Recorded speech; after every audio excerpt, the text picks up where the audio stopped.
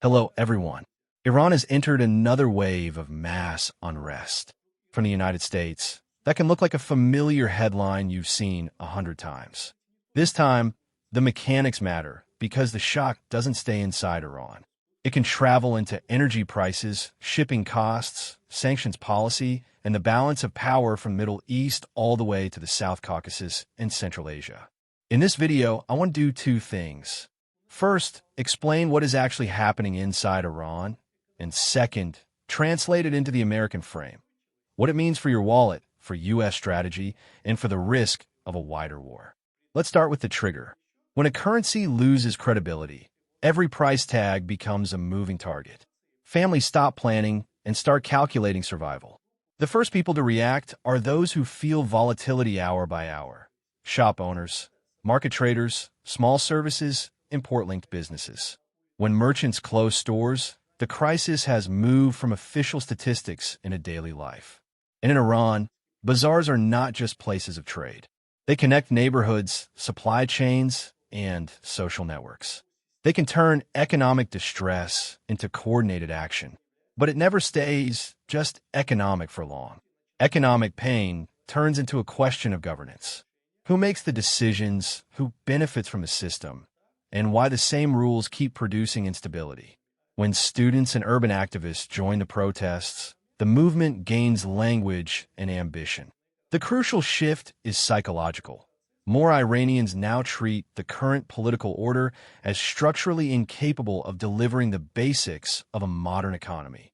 Predictable rules, credible courts, protection for private initiative, and a climate where investment, not connections, is rewarded. President Masoud Pezeshkian himself described the trap in plain terms. People ask for lower taxes and higher wages, and the government still has to answer one question: where does the money come from? That question exposes the limits of quick relief. Higher wages paid by printing money usually mean higher prices. Lower taxes without new revenue blow a bigger hole in the budget. Harder enforcement can raise money for a while, but it also pushes more activity into the informal economy and erodes trust. Here is the deeper point for Washington. Even if some officials want improvement, the architecture of power in Iran narrows the reform corridor.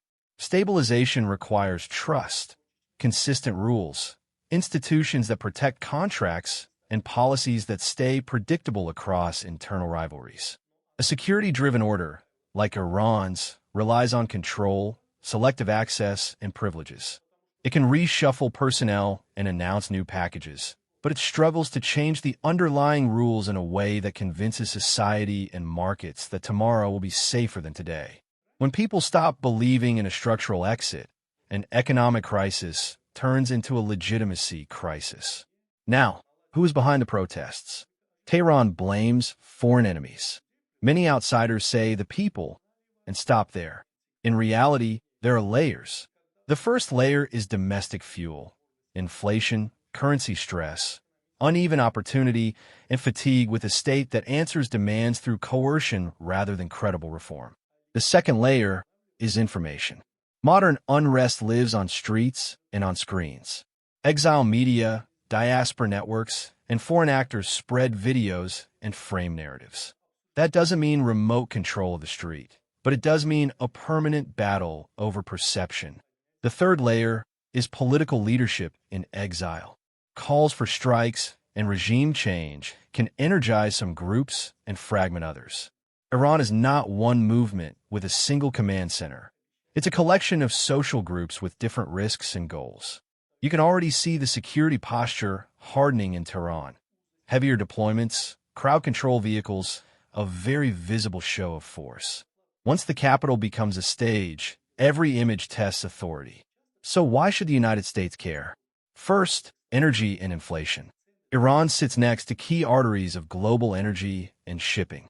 Even if its own exports are limited, the whole region trades on risk premiums. More uncertainty in the Gulf means higher insurance, more cautious routing, and more volatile energy prices.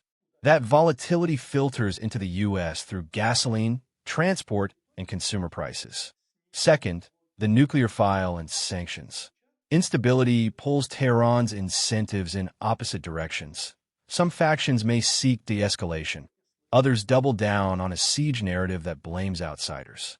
For Washington, that means more uncertainty, more room for miscalculation, and no easy balance between pressure and engagement.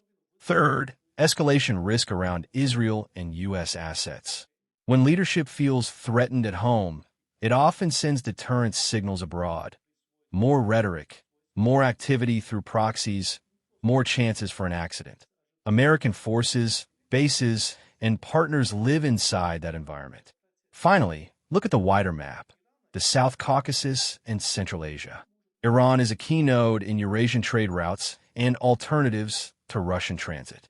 When Iran becomes less predictable, governments and businesses around it slow down, add costs, and hedge their bets. That affects how Russia, China, Turkey, and the EU position themselves, and it shapes the environment in which U.S. policy has to operate. Iran today is part of a broader pattern of the 21st century. Economic stress turns into legitimacy crises, and legitimacy crises turn into regional risk.